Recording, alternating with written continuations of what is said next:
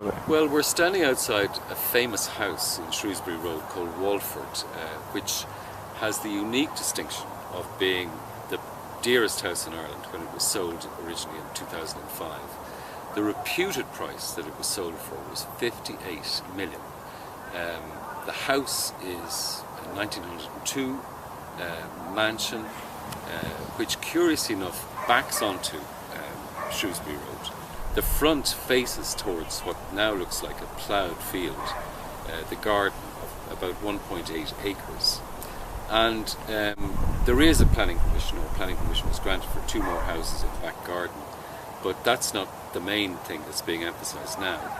The agents are basically trying to sell this house on the 1.8 acre site for a guide price of 15 million, which they point out is about a three-quarters reduction, a 75% reduction on the price that it fetched originally in 2005. It's an Edwardian house.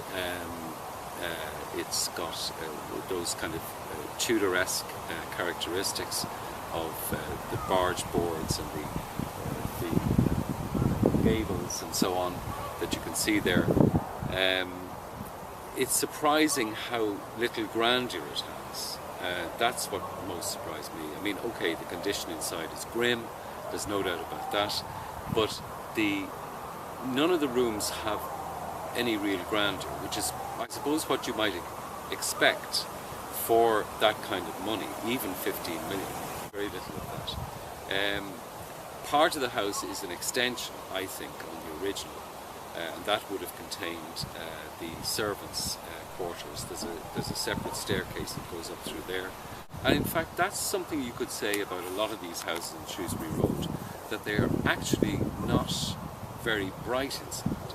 This one has quite a lot of windows that face west, so you do get more light into the rooms on this side of it.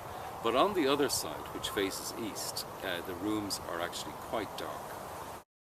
But one of the unfortunate things is, of course, that in the 2 main reception rooms, they used to have very fine Georgian fireplaces, and both of those fireplaces are gone now.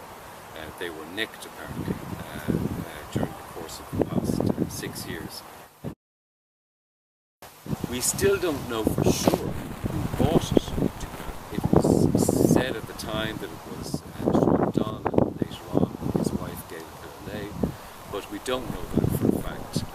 Lisney and Savills are acting on the instructions of trustees and also on the instructions of quantity surveyors when they're putting the house for sale by tender, which they think is a good way to go about it nowadays, on the basis that a public auction would be too public, and that the kind of people who might have that kind of money, and we're talking about 15 million as a guide price, would want to be discreet about that, given the times that we live in.